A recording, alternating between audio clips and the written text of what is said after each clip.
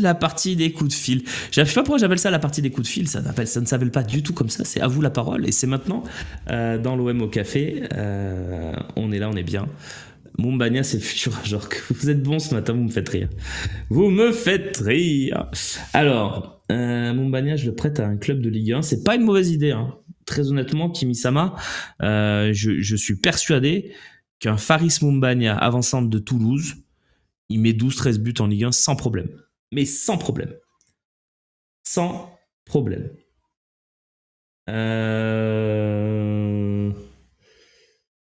Sinon, moins cher que Mateta, il y a Mbemo. Mais je suis pas sûr qu'il est moins cher, Mbemo. Hein. Ouh là là là là, Mbemo, on est sur un joueur qui est très très en grand progrès et très loin d'être moins cher à mon avis. On verra. Lookman, bah oui, mais évidemment, mais après l'Atalanta, ils sont en position de refaire la Ligue des Champions. Je vois aucune raison pour Lookman, sauf, c'est vrai, sa brouille avec Gasperini qui pourrait avoir posé des problèmes, mais aucune raison pour lui de rejoindre l'OM. En tout cas, s'il part, c'est Liverpool, c'est des clubs comme ça pour Lookman, les gars.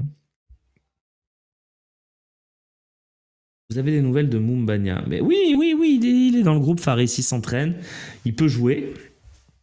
Après, il peut jouer avec une intensité réduite, mais il peut jouer. Premier auditeur, c'est Romain. Salut Romain. Salut Romain, bonjour à tous. Encore toi? Toujours, fidèle au poste. C'est très bien.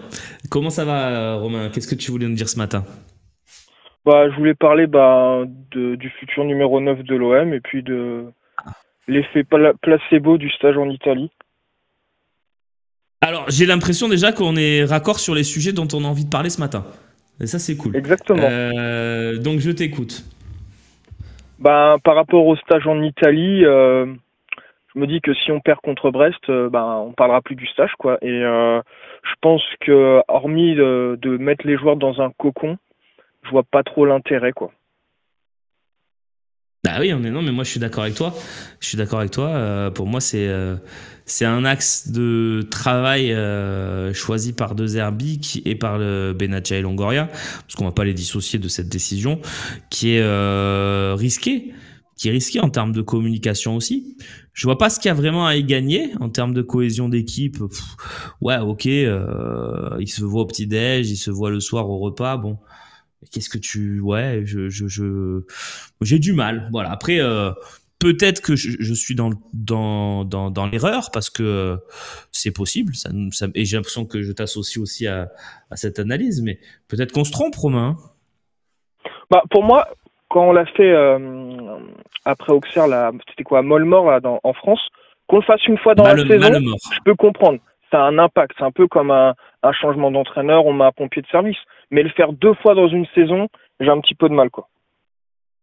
T'es d'où, toi, Romain? Moi, je suis de Bourgogne. Ouais, c'est pour ça que tu connais pas Malmort. Ah, Malmort, pardon. Non, c'est pas grave. Mais oui, mais Malmort, c'est très connu hein, dans les Bouches-du-Rhône. Mais on sait tous ce que c'est, on connaît, on sait pas trop exactement où c'est. On sait que c'est loin quand on est à Marseille. C'est loin, mais on sait que c'est Malmort, quoi, tu vois. Et pour l'attaquant, qu'est-ce que tu voulais nous dire? Moi, je pensais à Moïse Kean. Ah, ouais. De la Fiorentina. Et je pense que De Zerbi pourrait le convaincre de signer à l'OM. Je suis d'accord avec toi et très honnêtement, alors on n'a pas la Serie A en France, hein, peut-être qu'en Bourgogne vous la captez, mais non, je rigole. Mais nous on l'a pas la Serie A, donc on n'a pas les matchs dans le détail, on peut pas regarder totalement Moïse Kean très honnêtement, à moins qu'on pirate évidemment, mais moi je pirate pas, donc j'ai pas les matchs de Moïse Kean. Par contre, les highlights, c'est pas mal. Et sinon, au meneur de jeu, j'aimerais bien Mohamed Amoura, l'Algérien, qui était avant à l'Union Saint-Gilloise et qui est maintenant à Wolfsburg. Pareil, oui, bien sûr, oui, je vois très bien. Alors, meneur de jeu, je suis pas sûr par contre. Il est milieu de terrain, au niveau au niveau du gabarit, c'est un joueur d'1m70 et il est surtout technique, donc je pense que ça pourrait être pas mal, quoi. C'est ce qui nous manque. Alors, moi, je valide l'idée, mais pas en 10. C'est-à-dire que pour moi, c'est un joueur très intéressant. Je suis d'accord avec toi. Je pense que c'est un joueur qui peut faire facilement se lever le Vélodrome. Je rappelle, c'est un international algérien. Par exemple, si vous voulez voir un peu ce qu'il est capable de faire, regardez les buts qu'il a mis lors de la dernière trêve internationale, hein, celle où Gouiri a été pas mal aussi. Bon joueur, très bon joueur. Par contre, pour moi, c'est plus un ailier. Et tiens, voilà, pareil que Rigolo 26-13 qui nous dit plutôt ailier gauche voire neuf. Je pense aussi. Après, vu qu'Amine Gouiri, tu veux le mettre à gauche, moi, c'est dans l'idée d'avoir des joueurs qui permutent beaucoup aussi. Oui, un exemple. Pour moi, par exemple, si tu fais partir Jonathan Rowe, pour X ou Y raison, ça peut être une idée. Ça peut être une idée d'aller chercher un joueur comme ça, de lui dire tu es en rotation avec Gouiri à gauche, Gouiri peut jouer dans l'axe, toi aussi. Pourquoi pas? C'est un joueur qui peut me plaire, effectivement. Mais pas en 10, vraiment pas. Et sinon, je rêve un peu, j'aimerais Sorloth, mais je pense que ça ne se fera pas. Sorloth, c'est un joueur éternellement désiré. C'est un gars qu'on a beaucoup annoncé comme possible par des rumeurs à chaque fois, mais toujours très loin d'être possible et crédible. Hein. Je vois pas trop comment on peut aller chercher ce joueur-là. Malheureusement, même si on parle de Mateta en termes de prix, Sorloth, ça doit pas être bien loin.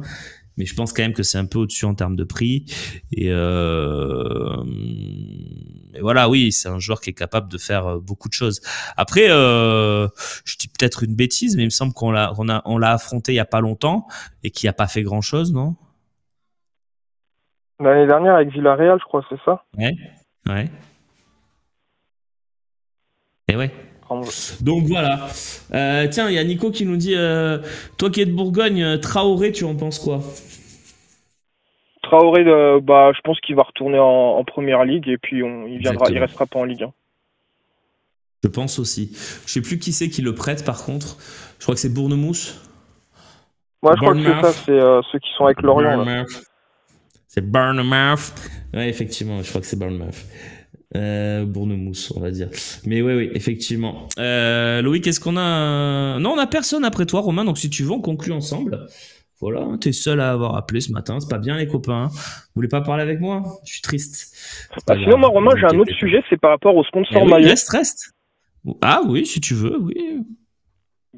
S'il y a qualif en Ligue des Champions, est-ce que l'OM va avoir un pourcentage à la hausse sur ses sponsors maillots?